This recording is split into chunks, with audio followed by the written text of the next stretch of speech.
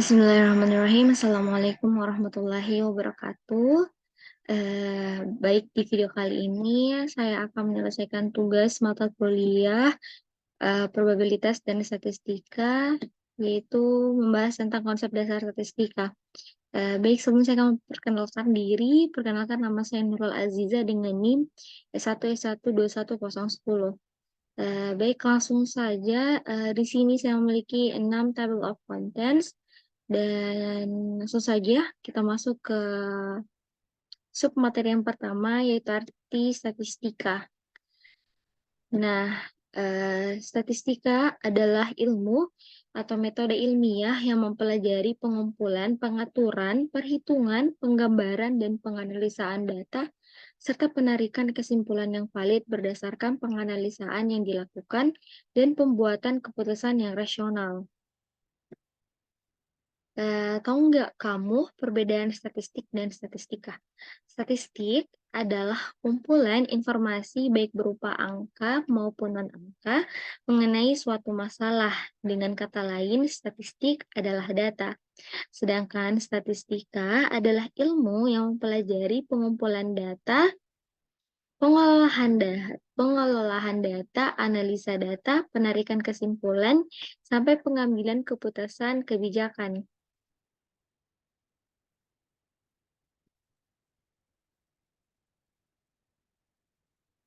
Baik, kita masuk ke table of content kedua, yaitu jenis statistika.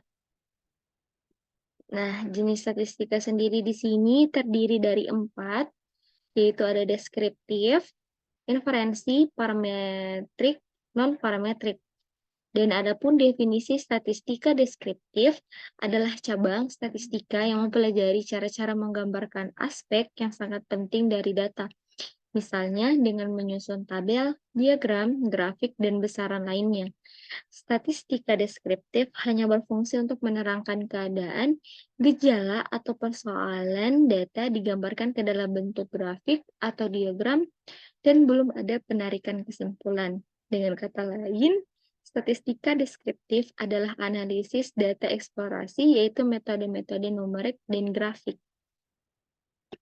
Adapun metode statistika deskriptif, yaitu dengan menggunakan statistika deskriptif, kita bisa mendapatkan berbagai informasi dari data dan variabel sebagai berikut ini.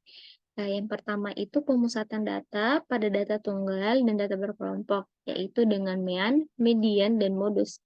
Yang kedua itu ukuran letak data tunggal dan data berkelompok dengan kuartil dan desil. Adapun yang ketiga yaitu ukuran penyebaran data pada data tunggal dengan jangkauan antar kuartil, simpangan, dan simpangan rata-rata. Dan adapun yang terakhir yang keempat, ukuran penyebaran data pada data berkelompok dengan jangkauan kuartil, simpangan baku, dan ragam. Dan kita masuk yang kedua, yaitu definisi statistika inferensi.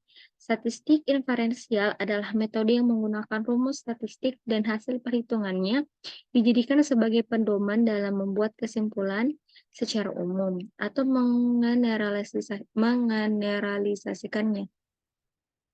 Statistik inferensial memungkinkan kita untuk membuat prediksi dari data tersebut. Dengan menggunakan statistik inferensial, kita dapat mengambil data sampel untuk mengamati atau memprediksi kasus dalam suatu populasi.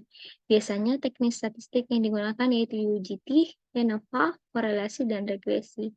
Adapun beberapa metode pengujian yang digunakan dalam analisis inferensial yaitu yang pertama, analisis regresi linear digunakan untuk memahami hubungan antara dua variabel dari kumpulan data, di mana salah satu variabelnya merupakan variabel dependen dan yang lainnya adalah variabel independen yang dapat digunakan lebih dari satu. Yang kedua yaitu analisis varians digunakan untuk menguji dan menganalisis perbedaan antara dua atau lebih mean dari kumpulan data. Yang ketiga yaitu UGT digunakan untuk membandingkan rata-rata dua kelompok dan memahami jika satu sama lain berbeda. Dan yang keempat yaitu analisis korelasi, di mana digunakan untuk memahami sejauh mana dua variabel saling bergantung Dan kita dapat melihat apakah variabel memiliki korelasi yang kuat atau lemah. Korelasi bisa negatif atau positif tergantung pada variabelnya. Yang ketiga yaitu parametrik, adapun definisinya yaitu adalah uji hipotesis yang menguji perbedaan rata-rata pada populasi. Metode yang sering digunakan dalam statistik parametrik adalah UGT yang didasarkan pada nilai studenti statistik. UGT bertumpu pada asumsi bahwa data berdistribusi normal dan rata-rata data diketahui. Pada uji ini, varians populasi dihitung untuk mencari sampel dari populasi tersebut. Populasi diperkirakan dengan bantuan skala interval dan variabel yang akan diuji hipotesisnya. Lalu kita masuk yang keempat, yaitu non-parametrik. Adapun definisinya adalah uji yang tidak membentukkan asumsi parameter apapun untuk populasi yang diuji, atau dalam bahasa sederhana, uji ini tidak bergantung pada populasi. Dalam uji ini, statistik non-parametrik tidak ada parameter yang digunakan dan tidak ada distribusi yang harus diketahui. Hal ini menyebabkan uji statistik non-parametrik juga disebut sebagai metode bebas distribusi. Baik, kita masuk ke table of content ketiga, yaitu data. Dan di sini menurut sifatnya yaitu ada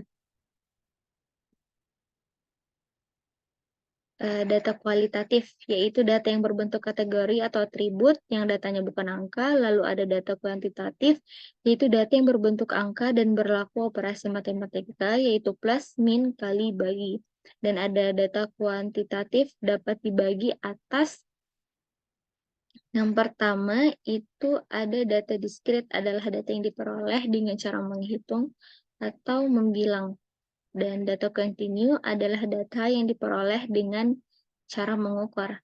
Dan adapun menurut cara memperolehnya, yaitu pertama data primer adalah data yang dikumpulkan dan diolah sendiri oleh suatu organisasi serta diperoleh langsung dari objeknya.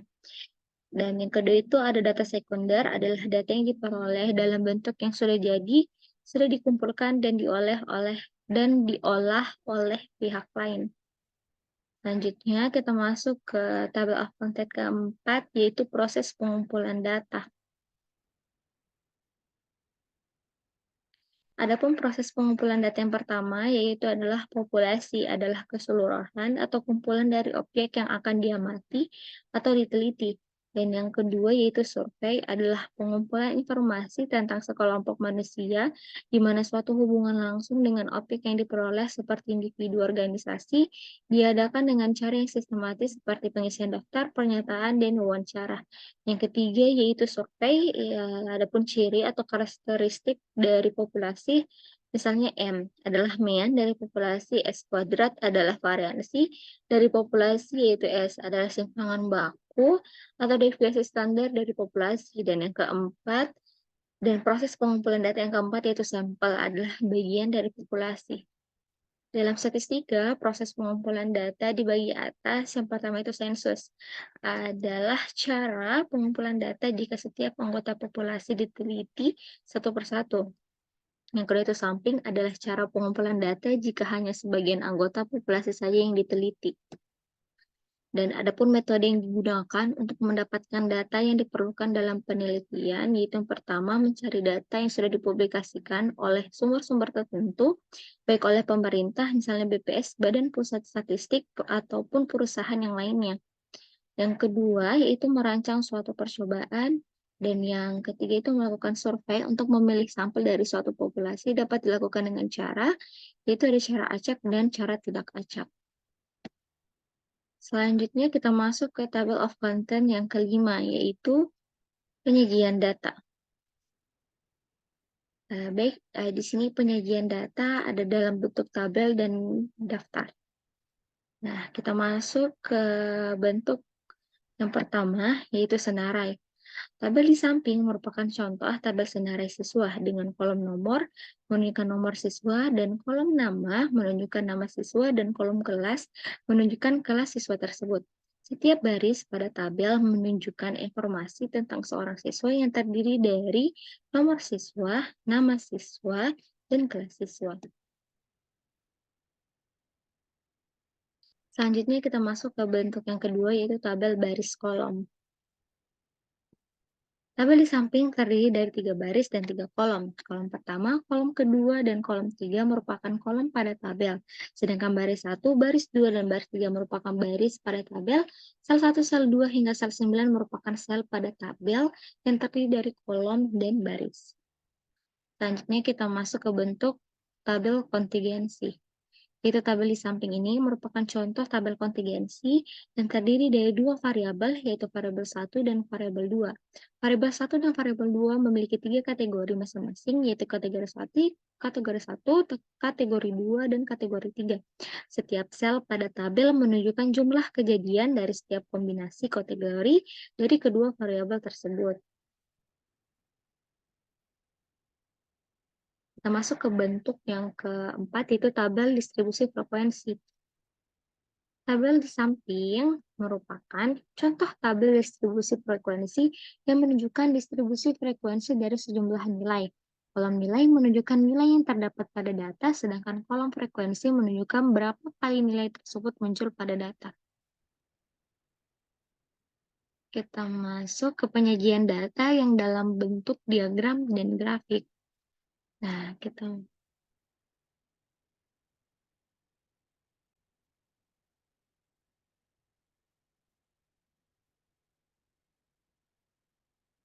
masuk ke dalam bentuk grafik dan diagram. Yang pertama itu ada histogram. Grafik histogram di samping merupakan grafik yang digunakan untuk menunjukkan distribusi frekuensi suatu data. Pada grafik tersebut, sumbu horizontal x-aksis menunjukkan nilai yang terdapat pada data, sedangkan sumbu vertikal y menunjukkan frekuensi dari setiap nilai. Setiap batang pada grafik histogram menunjukkan frekuensi dari setiap nilai yang terdapat pada data.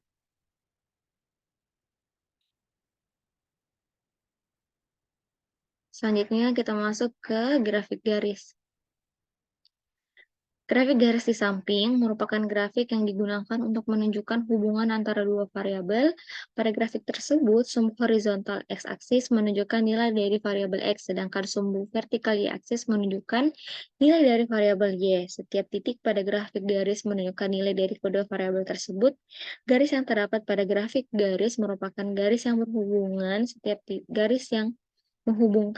titik yang menunjukkan hubungan antara kedua variabel tersebut. Dapat dilihat pada gambar. Selanjutnya kita masuk ke grafik pastel. Nah, grafik pastel di samping merupakan grafik yang digunakan untuk menunjukkan bagian-bagian dari suatu keseluruhan. Pada grafik tersebut, setiap bagian dari pie chart atau segmen per chart menunjukkan presentasi dari keseluruhan.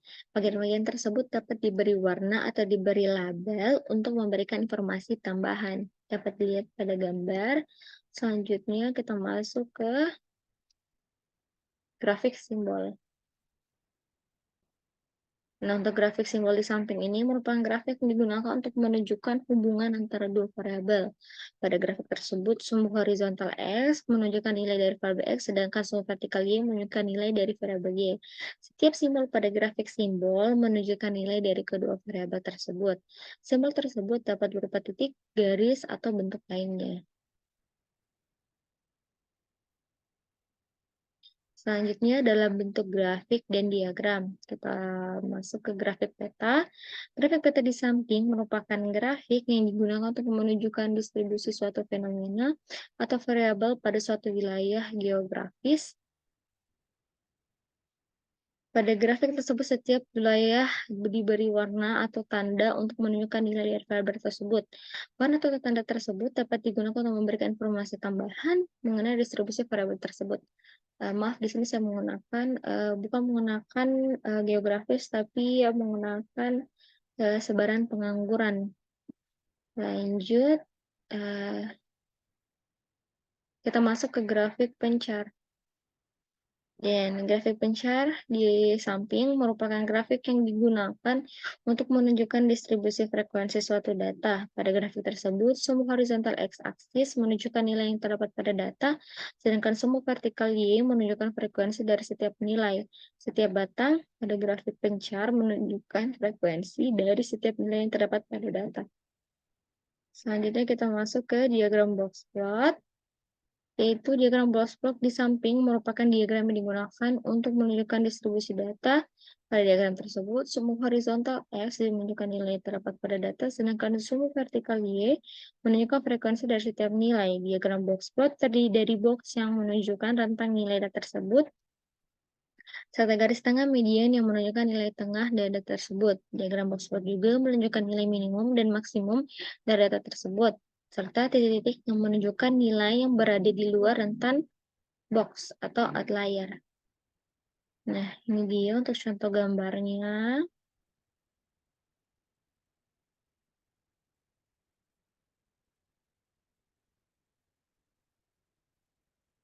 Selanjutnya kita masuk ke diagram dahan daun.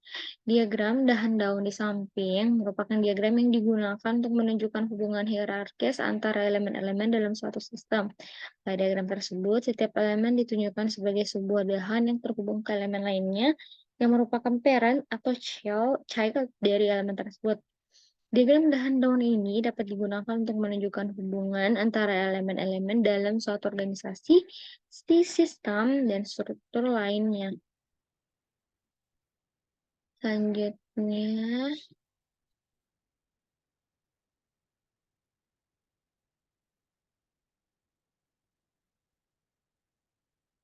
kita masuk ke table of content yang terakhir, yaitu prosedur pengolahan data.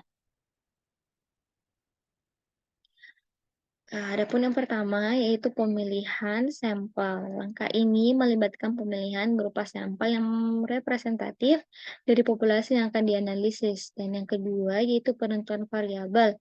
Langkah ini melibatkan penentuan variabel yang akan dianalisis dan pengukuran variabel tersebut. Yang ketiga yaitu analisis univariat. Langkah ini melibatkan analisis satu variabel secara terpisah. Yang keempat yaitu analisis bivariat. Langkah ini melibatkan analisis dua variabel secara bersama-sama.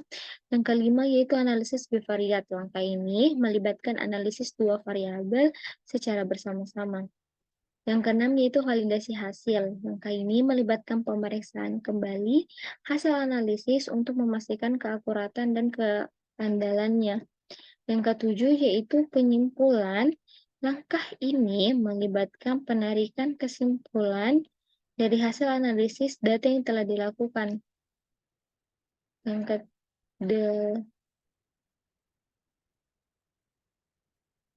kedelapan yaitu verifikasi hasil. Langkah ini melibatkan pemeriksaan kembali hasil analisis oleh pihak lain untuk memastikan keakuratan dan keandalannya. Yang kesembilan yaitu publikasi hasil. Langkah ini melibatkan publikasi hasil analisis data kepada audiens yang lebih luas melalui laporan atau publikasi ilmiah. Dan yang ke-10 yaitu pelaporan hasil langkah. Pelaporan hasil langkah ini melibatkan penyajian hasil analisis data kepada pihak yang berwenang atau membentukkan informasi tersebut.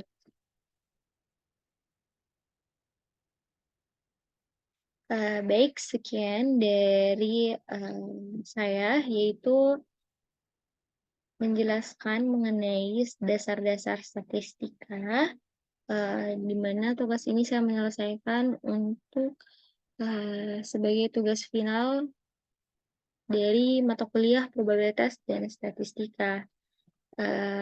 Lebih dan kurangnya mohon dimaafkan. Apabila ada salah kata, mohon dimaafkan. Wabillahi taufiq wa hidayah. Wassalamualaikum warahmatullahi wabarakatuh.